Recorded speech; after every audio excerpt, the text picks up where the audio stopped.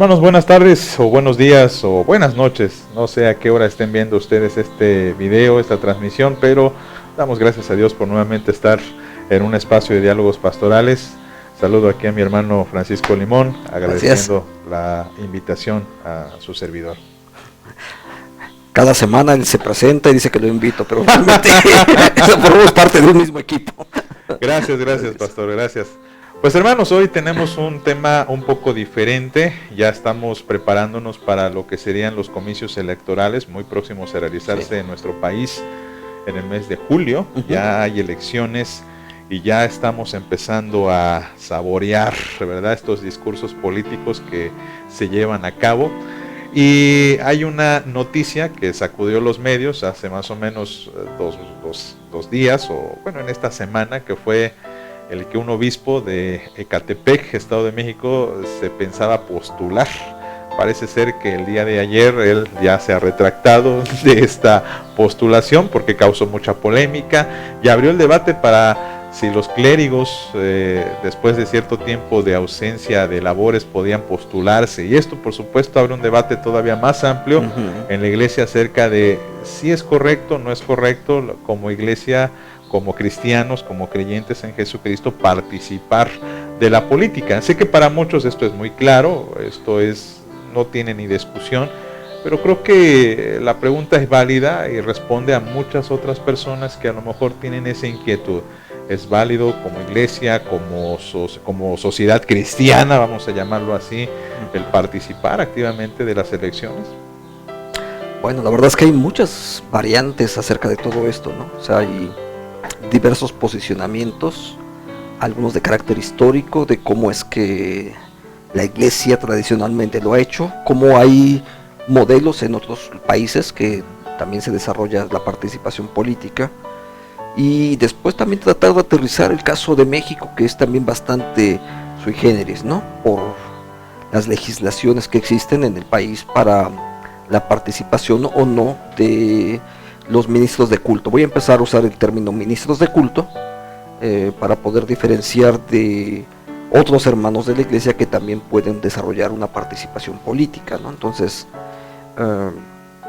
ministros de culto, entonces vamos a referir a aquellos que la organización eclesiástica, en el caso nuestro, un presbiterio, reconoce como ministros de culto, están inscritos en la Secretaría de Gobernación como tal, y para ellos, para los que son ministros de culto, en ese sentido, sí hay una limitante en cuanto a sus derechos políticos. No pueden participar en elecciones políticas, por lo menos si no se han retirado del ejercicio, por lo menos 5 años antes. Entonces ahí sí hay una limitante, pero eso no quiere decir que un hermano de la iglesia que es profesor y de pronto le inviten a ejercer un cargo político, no quiere decir que él no pueda participar. La limitante es para los que son ministros de culto, de cualquier credo, no solamente evangélicos, ¿no? Claro, y creo que esto también tiene mucho que ver con si como la iglesia como institución también puede o no puede avalar, por ejemplo, una candidatura. Y desde el vamos tenemos que decir que no, la ley no lo contempla por esta separación de iglesia y Estado. Y a veces hay como un malentendido entre algunos hermanos de la iglesia, porque por ejemplo se piensa que si hay un candidato que comenta quizá abiertamente que es cristiano, como que se piensa que a lo mejor la iglesia tendría la obligación de respaldarlo, de apoyarle, de apoyarle. Hay algunos casos quizá muy aislados en donde ha sucedido esto. Un hermano bien intencionado se postula hacia un cargo de elección popular, se presenta a veces con los pastores, incluso no entiendo por qué a veces se sigue haciendo esto, pero es muy común en estas campañas políticas que hay desayunos e invitan a los pastores, ¿no? Y uno a veces va quizá por escuchar al candidato, en ocasiones uno prefiere no entrar en ese juego, pero a veces esta persona pues se quiere postular con algunos valores cristianos, y voy a poner entre comillas, y bueno, como que se piensa que la iglesia tiene la obligación de Claro. respaldarlo, pero esto no, Sí. no es así. No necesariamente, sí es cierto. Sí hay muchas variables en esto, ¿no? O sea, yo creo que en primer lugar los cristianos, las iglesias, los pastores, somos en primer lugar parte de esa polis, déjame usar ese concepto, como parte de esa polis, es decir, de esa ciudad, para poderlo poner en español. Sí, sí, sí. Entonces, como parte de la ciudad, somos también entes sociales y seres políticos, si puedo usar ese concepto, como parte de una ciudad. No estoy hablando necesariamente de ninguna participación partidista, sí, estoy hablando simplemente de como ciudadanos, somos también seres políticos, pensando en el concepto básico de la palabra de la polis griega, ¿no? Sí. Entonces, como parte de esa polis griega, por supuesto, sí, todos somos participantes políticos, y lo que ocurre en el ámbito político obviamente afecta a la sociedad completa, no es nada más de cuestiones de partidos políticos o de no partidos políticos. Claro. En ese nivel yo creo que todos los cristianos, y hasta los que no son cristianos, todos tienen una participación dentro de la ciudad, y como tal es una participación política. No estoy hablando de ejercicio político desde los partidos, ese es otro asunto. Sí. Sí, sí, hablo como ciudadanos. Y quiero quizá aumentar el comentario que hiciste. No solamente deben, sino deberían, en el sentido Además, de que, por otro lado, a veces hay un desdén de la iglesia o de los creyentes en participar activamente en la política. Como que hay un rechazo, a veces se ha visto eso, de que si un hermano participa o quiere participar de la política, entonces quizá no es tan creyente, no es tan cristiano. O no es tan cristiano, ¿no? No, sus valores no están en el reino de Dios. Y a veces hay estos discursos muy pietistas que se dan de: el Señor nos mandó a que nos preocupáramos más por el reino de los cielos, nuestra ciudadanía está en los cielos, de donde esperamos a nuestro Salvador, y nosotros aquí somos extranjeros y peregrinos. Es el otro extremo del discurso, ¿no? En el que el creyente no debe para nada participar de la política, porque no tiene que ver la iglesia con el mundo de hoy. Jesús dijo: mi reino no es de este mundo. Pero pues, viéndolo de una forma un poco más realista y teológica, pues por supuesto que el creyente está obligado a participar activamente, por lo menos en la elección popular, ¿no? Es decir, emitiendo su voto, su opinión, porque como ciudadanos también nosotros, como cristianos, perdón, nosotros anhelamos a que esta sociedad por lo menos tenga pues un comportamiento de la justicia, de la equidad, de los valores que a lo mejor son universales, ¿no? La defensa hacia la gente más desafortunada, la impartición de la justicia, etcétera, ¿no? Ok, claro, yo creo que tenemos que distinguir, porque ya las mencionaste, por lo menos tener que distinguir entre por lo menos 4 posturas básicas. Hay más, por supuesto, claro, pero 4 básicas. Por un lado, la cristiandad, donde todos somos cristianos, todos somos mexicanos. O sea, ese es un concepto muy de la cristiandad, que no es exclusivo de los... El concepto realmente se denomina como tal, pero aplica en un país musulmán, todos somos musulmanes, o en un país de mayorías cristianas, todos somos cristianos. Para ponerlo en el caso de México, todos somos guadalupanos. Y obviamente dices: no, espérame, yo no soy guadalupano, yo no me identifico con esta parte, en fin, ¿no? Pero ese sería el modelo de la cristiandad, donde todos somos identidad nacional, identidad política, etcétera, es la misma cosa. Otro modelo es justo todo lo contrario, donde nos separamos del mundo, como tú mencionas, ¿no? Esa postura, por cierto, si bien también es sustentada por cristianos, no todos los cristianos la sustentan, porque esa es una política mucho más de carácter de los menonitas, de la Reforma Radical, ¿no? La Reforma Radical dice: el reino de este mundo es un reino contaminado, no tenemos que ver nada con él, y por eso creamos nuestras comunidades apartes, muy al estilo menonita, cuáqueros, amish, que son los grupos que detentan esta posición, ¿no? Una tercera posición sería la posición luterana clásica, de ciudadanos de los dos reinos, ¿no? Sí, soy ciudadano del reino de los cielos, pero también soy ciudadano de este país. Y como tal, vivo un poco a veces en la disyuntiva de con qué criterio moverme, ¿no? Si me muevo con los valores de mi cultura, de mi sociedad, o me muevo con los valores del reino, y a veces crea una cierta dicotomía, una separación, donde a veces aplico unos valores aquí y otros valores allá. Y creo que hay una más, por lo menos, o dos más. La postura calvinista, que es la que utiliza la iglesia presbiteriana, o la que ha asumido tradicionalmente, de que somos ciudadanos de este reino, sí, vivimos en este país, somos mexicanos, nos sentimos orgullosos de ser mexicanos, y trabajamos por el desarrollo de nuestro país desde la óptica del reino de Dios. Entonces, y aún ahí hay dos áreas interesantes, ¿no? Dos áreas que son muy, muy interesantes. Como posturas teológicas, yo creo que la más antigua es la de Agustín, San Agustín, que por cierto el esquema agustiniano prevalece mucho sobre la teología bíblica. No puedo decir que es calvinista, sino es teología bíblica. Y la otra, la de Tomás de Aquino.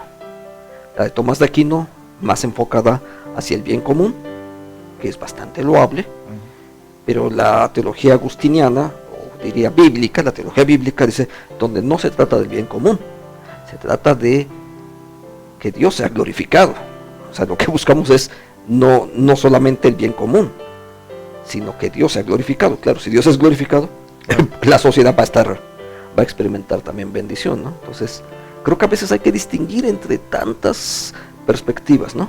Sí, claro, y bueno, esto nos lleva a una aplicación en el que el creyente nominal, el que va a la iglesia, pues debido a sus propias inquietudes, su propia formación, elija la opción que le parezca más adecuada, porque también a veces hay este sesgo de tal partido no, tal partido sí.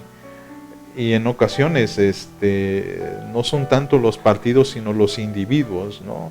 Sí. Aunque es cierto que ciertos partidos, por ejemplo, tienen una línea muy marcada hacia aprobar o promover, digamos, ciertas leyes, ¿no? Por ejemplo, ahorita hay una gran controversia con el partido, lo voy a mencionar, el partido Morena, que ha estado promocionando muchísimo estas leyes de convivencia del mismo género, del aborto, etcétera, etcétera.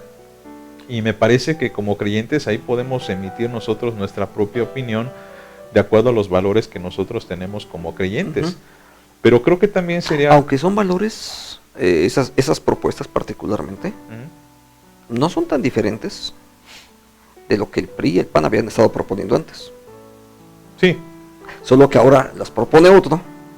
Sí, y como son oposición, entonces hay que... Sí, y a eso quería llegar precisamente, de que tristemente los partidos políticos tristemente se han visto muy viciados por, digamos, la obtención de votos a como diera lugar.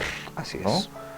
Y por esta razón mi opinión es buscar en los individuos más que en los partidos, algo que tristemente falta. Y quizá por esta razón, por la falta de credibilidad de todos los partidos, ellos están recurriendo a personajes de la farándula, por ejemplo. Sí, digamos, no tenemos credibilidad ya como partidos políticos, pues vamos a recurrir a tal cantante. A un populismo, ¿no? Finalmente.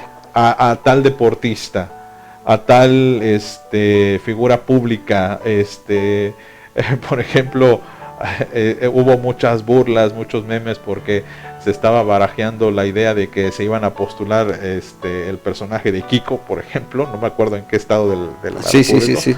El Carlos Villagrán, el actor, lo iban a postular para un puesto popular, no recuerdo en qué quedó el asunto.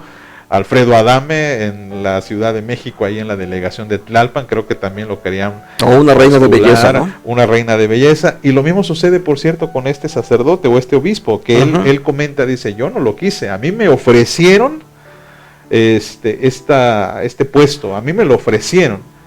Y creo que los partidos están en esta crisis de falta de credibilidad, en el que para que ganen votos recurren a personajes famosos, actores, cantantes, reinas de belleza, a quien les pueda proporcionar cierta capacidad para poder atraer el voto, ¿no? Claro, y esto hace, bueno, pues que la gente pues a veces queda un poquito desorientada, porque entonces qué clase de gobierno vamos a tener, ¿no? Si solamente son imágenes, ¿no? Y que a final de cuentas mucho de lo que se vende es imagen, ¿no? En las campañas, claro.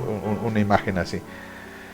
Y por esa razón, bueno, yo creo que los creyentes tenemos muchísima responsabilidad. Sí.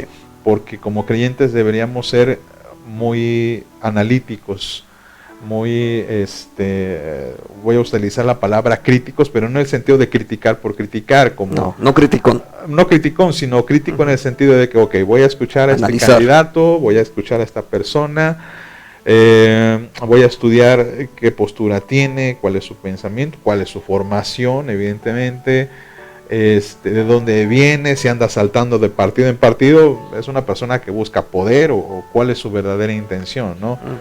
Y eso, bueno, pues aprovecharlo para emitir un voto con toda conciencia y decir, bueno, esta persona es la más viable. Sí. Y aquí siempre tengo siempre tengo un dicho que a final de cuentas uno elige no al mejor, sino a veces al menos peor. Y esto sucede en todas las elecciones. Una persona a veces no es que elija al mejor de todos los candidatos, sino quién es el menos peor, y eso debería de cambiar, ¿no? Sí, fíjate que hay la propuesta calvinista al respecto de la participación política. Calvino no era tan democrático en el sentido como hoy entendemos la democracia. También tenemos que ser conscientes acerca de esto. Estoy hablando del siglo XVI, claro. El concepto de democracia como tal no existía en el sentido como hoy lo entendemos. Eso es más bien del siglo XVIII. Sin embargo, en ese sentido él no era tan demócrata, pero tenía claro que no era la monarquía, sí, y no era la aristocracia, sino que él enfatizaba la idea de hombres y mujeres que tengan las capacidades para poder hacerlo. Déjame ponerlo en otro esquema, ¿no? Para ejemplificarlo. Si tengo que enfrentar una cirugía, yo preferiría que me opere el mejor cirujano que sea posible, dentro de su especialidad además, ¿no?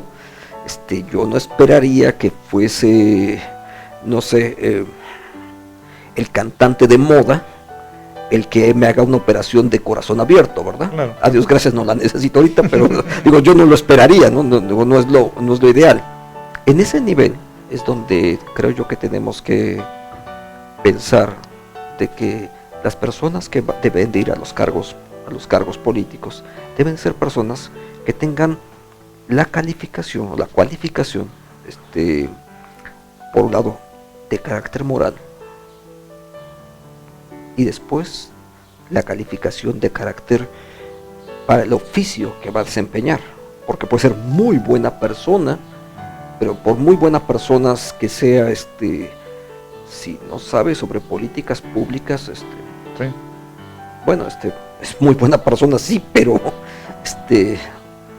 yo así les podría recomendar a mi abuelita, ¿no? Por ejemplo, es muy buena persona, según yo. Sí, y creo que ese es el problema que tenemos, no sé si en el mundo, pero por lo menos aquí en México es muy evidente. Y quizá por esta razón, cuando salta un personaje como este arzobispo, como quizá alguien por allí que antes hubiera sido un pastor o un creyente, como que se piensa que en automático debería tener un aval, ¿no? Y quiero mencionar casos como en Sudamérica o en Centroamérica, donde incluso algunas iglesias cristianas han formado coaliciones y han hecho partidos políticos. Por ejemplo, en Colombia es muy común el ver un candidato que incluso se anuncie como con un eslogan de un determinado credo religioso. Sí, pero me sorprende que, por ejemplo, hace algunos años un candidato se postulaba de la siguiente manera: Cristo es la respuesta, voten por mí. Entonces, en la iglesia allá en Colombia, la respuesta para qué voto. Sí, como que ese era el discurso, y muchos creyentes bien intencionados dicen: voy a votar por él porque es cristiano, voy a votar por él porque dice Cristo es la respuesta, tiene valores cristianos. Y en algunas ocasiones, por lo menos en los casos de Sudamérica, Centroamérica, no ha resultado tan bien. Al contrario, ha sido como una piedrita en el zapato para la iglesia cristiana de aquel país en el que, ya ven, no que ustedes los cristianos tenían la respuesta para todo, no que ustedes los creyentes podían tener todo resuelto. Y creo que a veces ese es el sueño de algunos creyentes, especialmente en Estados Unidos, que anhelan con su corazón que un presidente o un presidente en este caso, un alcalde, un gobernador, al ser cristiano, pueda de alguna manera resolver todos los problemas habidos y por haber con los valores del reino. Y pensamos con mucha esperanza que esto a lo mejor se pueda resolver. En muchas ocasiones he escuchado que se ora y se anhela que un presidente cristiano esté en el poder. Ojalá se pudiera, pero realmente también veo que es muy difícil, debido a que el sistema político que tenemos tristemente se presta demasiado a lo que es la corrupción, se presta demasiado a lo que es la opresión, el tráfico de influencias, etcétera.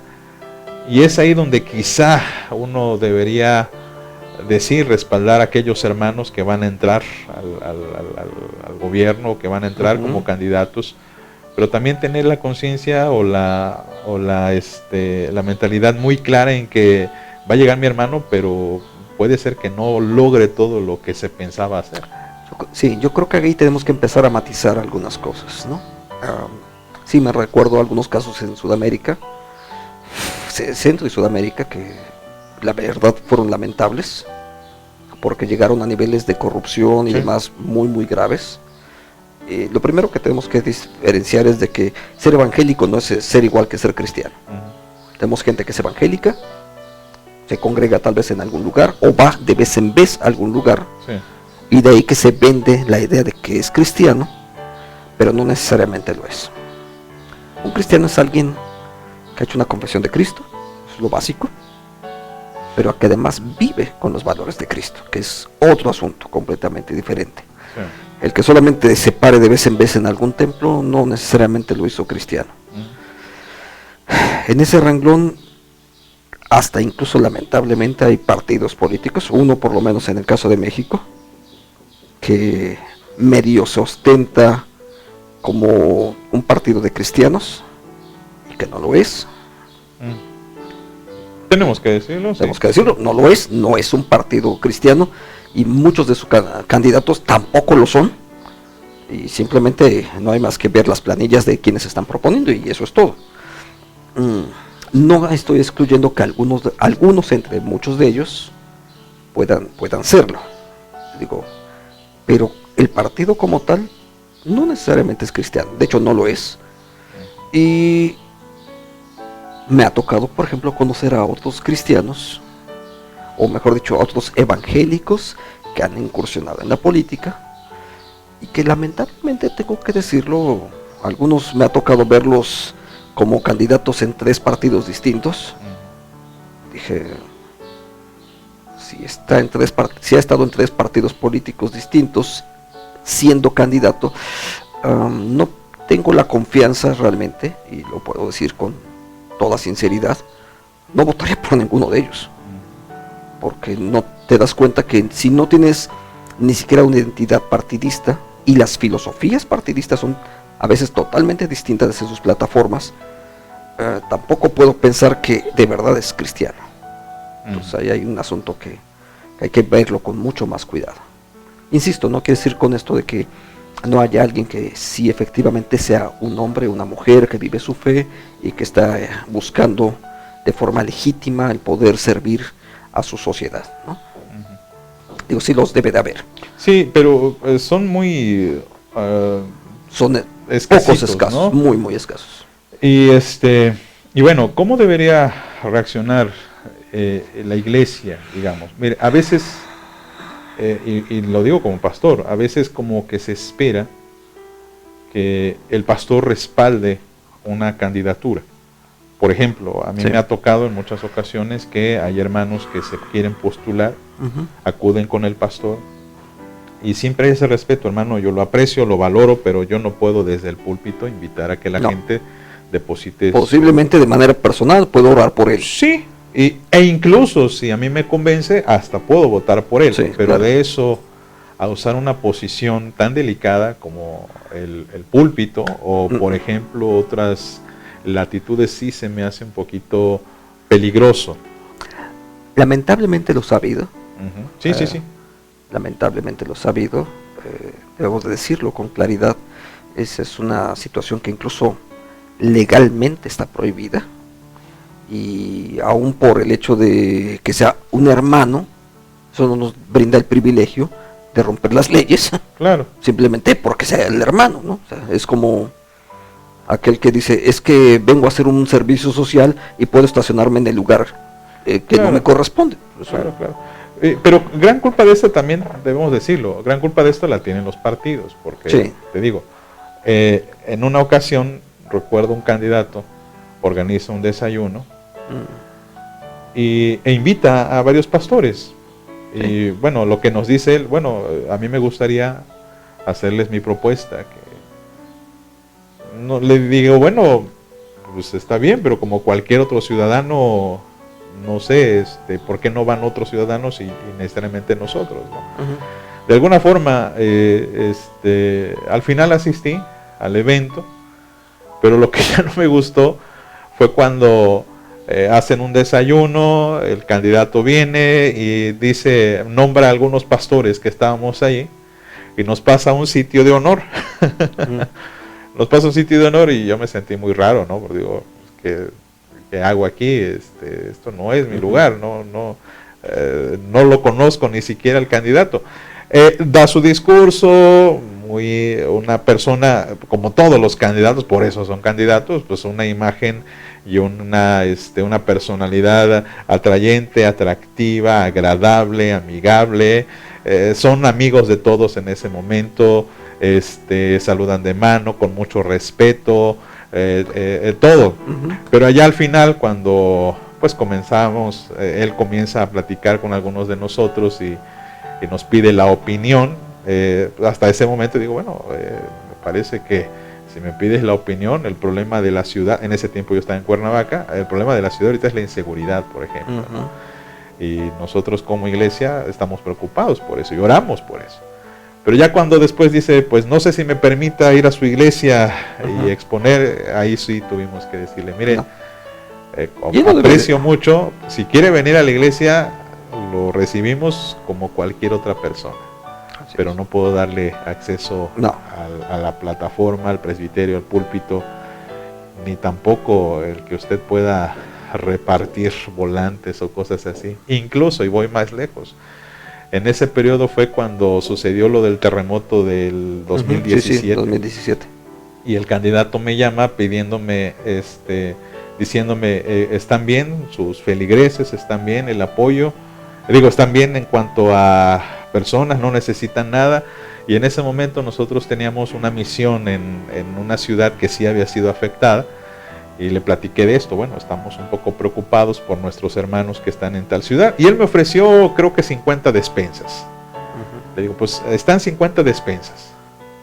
Y le digo, mire, acepto las 50 despensas con una condición. Que no tengan propaganda. Le digo, no deben tener propaganda.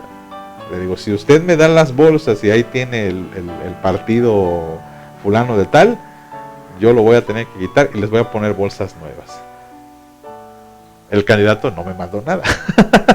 Pero me refiero a que a veces hay algunos pastores que entran en esa dinámica y ya los ves después a lo mejor ocupando algunos cargos. A veces es muy común, por ejemplo, en algunas ciudades encontrar, y no quiero hacer una crítica, y pues si hay alguien que se ofende, espero que lo disculpen, pero he visto que en algunas ciudades, por ejemplo, el que está como jefe o subjefe de el departamento de relaciones, de asuntos religiosos es pastor. Y a mí me sorprende eso. Es pastor y incluso me decía, hermano, ¿cómo está? Cuando íbamos a hacer algunos trámites. Es que yo también soy pastor, pastoreo tal iglesia. No sé cómo llegaste ahí, pero bueno. Mira, me ha tocado, y lo voy a decir de forma lamentable, porque creo que son cosas que no deben de ocurrir. Desde la invitación, te invitan al desayuno y necesitamos sus datos porque el candidato quiere apoyar a las iglesias y tiene un donativo de tanto para cada iglesia. Otros te ofrecen láminas, bultos de cemento, despensas. Y alguna vez me acuerdo con alguno de ellos, dije, mira, no necesitamos láminas, gorritas, jabones, no necesitamos nada de eso. Lo único que necesitamos es la oportunidad de seguir predicando el evangelio en los momentos en los que a veces las plazas públicas no nos permiten hacerlo. O sea, es más, nosotros no necesitamos realmente recursos de parte del Estado para poder cumplir con las funciones que Dios nos dio, porque Dios es tan providente que Dios nos ha dado los recursos suficientes para poder atender a los pobres que están en nuestras iglesias. Porque pues para eso es la que iglesia, somos parte de una comunidad de fe y nosotros apoyamos eso. Sí necesitamos ayuda para poder brindar consejería, apoyo, y más que ayuda, realmente son a veces la oportunidad de abrir esos espacios. Los que son de carácter público, los que son privados, obviamente no, hay renglones donde no debemos de estar participando, pero posiblemente las facilidades para poder desarrollar nuestras labores ministeriales sí nos ayudan, por supuesto. En algunas ocasiones, por ejemplo, el ingreso a hospitales. Hay momentos en los que es muy complicado ingresar en algunos hospitales y hay gente que necesita los servicios, no solamente de los evangélicos, sino de otros. Pero sí nos ha tocado algunos lugares donde para unos está abierta la puerta y para otros no, y eso me parece que es un trato desigual, sí. Entonces, sí tenemos la necesidad de participar en el entorno político, sí, por supuesto, porque somos parte de una sociedad. Yo creo que uno de los esquemas más adecuados fue justamente el modelo calvinista en la Ginebra del siglo XVI, que tampoco es original de ellos, sino hace rato mencionaba a Agustín, la ciudad de Dios, de San Agustín, y cómo ellos generan una dinámica distinta donde la idea es transformar la sociedad con los valores del reino. Y esa transformación sigue siendo necesaria, porque hay corrupción en nuestra sociedad, en parte porque el evangelio no ha permeado a toda la población. Necesitamos, como alguien alguna vez lo señaló, dice, necesitamos formar a los niños con valores cristianos, ¿sí? Y alguien lo señaló de una forma muy, muy particular. En prisión sí te dejan entrar a predicar el evangelio. ¿Y por qué mejor no les predicamos el evangelio cuando son niños, no? Claro. Entiendo que la educación en México es laica. En ese sentido, no debe de estar vinculada a ningún credo religioso. Pero necesitamos hablar desde pequeñitos, formar valores. Y ahí es donde las iglesias, los discípulos de Jesucristo, tenemos mucho trabajo que hacer con los papás, en los hogares, los jóvenes, que es una enorme preocupación también para ti, Sí. el renglón de los jóvenes. Entonces, son renglones donde sí tenemos que estar trabajando. Eso es una participación política, de alguna manera sí, porque va a influir en el contexto de la misma ciudad.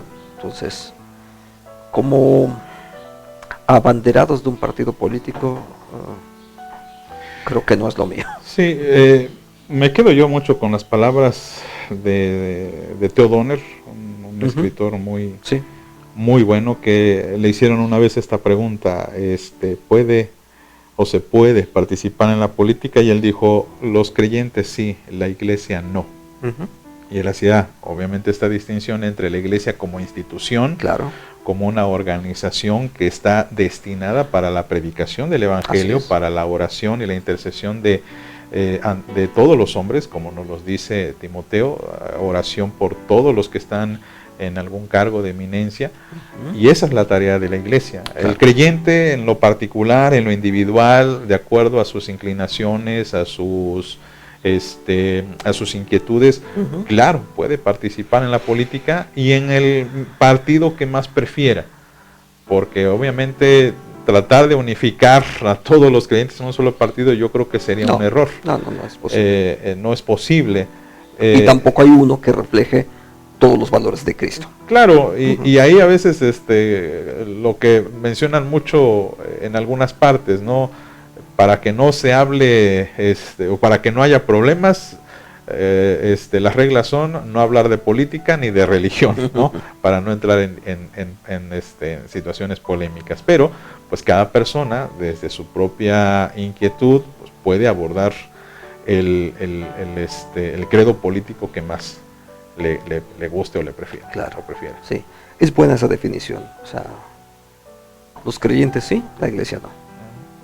Y yo creo que algunos de nosotros, Dios nos llamó a predicar el evangelio, sí, no a ejercer un cargo político. Así es. Pues hermanos, esta es nuestra opinión. Seguramente ustedes tendrán otras muy distintas.